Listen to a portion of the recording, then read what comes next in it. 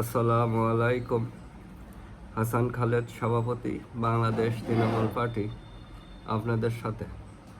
দর্শক শ্রোতা, আজকে কথা বলি শেষ দিন আমাদের প্রধানমন্ত্রী হল্লাকরি সফরে গেলেন, জাদু দিয়ে সফর শুরু করলেন মালয়েশিয়া থেকে, আজকে সফর শেষ করলেন।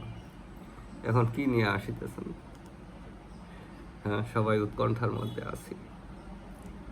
তো বাংলাদেশ তৃণমূল পার্টি যে বিশ্লেষণ করেছে তাতে দেখা যায় মহামন্ত্রী 3-0 নিয়ে দেশে ফিরতেছেন।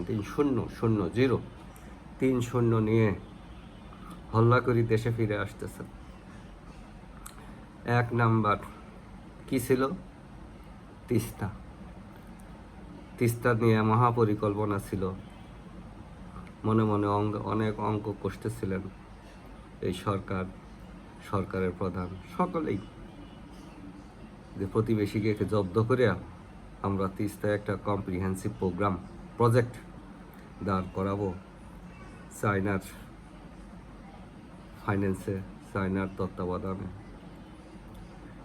চায়না আগ্রহ দেখালো না, শুধুই কহিল কোনো টেকনিক্যাল সাপোর্ট দরকার হলে চায়না দিবে, এই কথা বলে সরে আসলো। প্রথম সৈন্য আমাদের প্রধানমন্ত্রী হাতে এসে শোভাবর্ধন শুরু করে দিল। তারপরে লালমনিরহাটে যে বিমানবন্দর, সেটাকে সংস্কার করে বিমান ঘাঁটি বানাবে এবং সেইখান থেকে প্রতিবেশীর 7 সিসকে তছনছ করে দিবে। এটার ব্যাপারেও চায়না দেশ আগ্রহ দেখালেন না। কি যে হইল, মিটিংয়ে যাওয়ার আগে যে অ্যারেঞ্জমেন্ট, এই অ্যারেঞ্জমেন্টে কারা কিভাবে করলো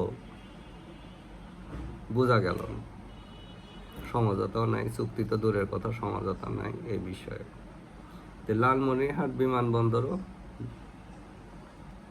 পক্ষান্তরে বিমান ঘাঁটিও ভেস্তে গেল, কানে কাজ দিয়া প্রতিবেশী বেঁচে গেল। ওইখানে জঙ্গি বিমান থাকতো, আর লালমনিরহাটে তো আমরা শুনছি জঙ্গিরা থাকে। একবার সেনাপ্রধান সফরে গেছিলেন। জঙ্গি বিমান আর জঙ্গি যদি একসাথে হয় তাহলে চিন্তা করেন কি অবস্থা। যাদের বিরুদ্ধে এই শক্তি কাজে লাগবে সব তছনছ হয়ে যাবে, একেবারে শেষ হবে। 3 নাম্বার কি ছিল? একটা ছিল তিস্তা, আর একটা ছিল লালমনিরহাট, আর 3 নাম্বার কি ছিল ভুলে গেলাম।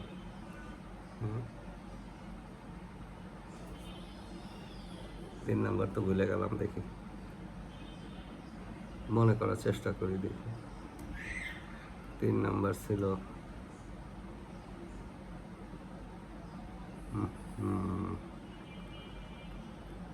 ভালোই ভুলে গেলাম, নোট তো করি নাই, এই জন্য সমস্যা হয়ে গেছে আর কি। একটা হলো তিস্তা, আর একটা হলো লালমনিরহাট। ও পাইছি, জঙ্গি বিমান কি C-10C নাকি একটা জঙ্গি বিমান আছে চায়না দেশের, সেই 24খানা জঙ্গি বিমান ক্রয় করবে সেই আশায়, ওই বিষয়টা নিয়ে আর আলোচনা হয় না। চায়না তো ভেরি প্রফেশনাল, তারা রাজনীতির চেয়ে ব্যবসাকে দেয় গুরুত্ব বেশি। চায়না বুঝতে পারছে যে এদের সাথে এটা যে আসছে এখানে এই টিমটা, তাদের হাতে সভরেন্টি নাই, সার্বভৌমত্ব নাই, তাদের সাথে চুক্তি করে বা সই করে কোনো বেনিফিট নাই। এগুলো এখান থেকে চলে গেলে সব বাতিল হয়ে যাবে। যার জন্য তাহলে কি দাঁড়ালো? তিস্তা 0, লালমনিরহাট বিমান ঘাঁটি 0, 24টা জঙ্গি বিমান 0। এগুলো তো আসলে করছে পাকিস্তান, ইনফ্লুয়েন্স করছে। তো পাকিস্তান অসভ্য জাতি না, ইনফ্লুয়েন্স করে কীভাবে এই চায়নার সাথে কথা বলছে, এখন এই আমাদের এই নতুন সরকার দ্বারা একটা জবদের মধ্যে ফেলে দিল।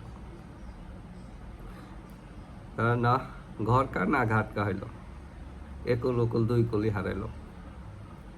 প্রতিবেশীর সাথে সম্পর্কটা খারাপ করলো, কারণ ওইখান থেকেও কোনো সাপোর্ট পেল না। যাই হোক, কর্মফল ভোগ করতে হবে। বাংলাদেশ তৃণমূল পার্টি চায়, তারপরেও সকলে মিলেমিশে আমরা কাজ করি, আমাদের দেশটাকে সামনের দিকে এগিয়ে নিয়ে যাই, এমনভাবে কাজ করি এই যে 3-0 জুতোই যাতে হাত ভরে যায়। তবে একটা জিনিস, কাঁঠাল বিক্রি করা যাবে।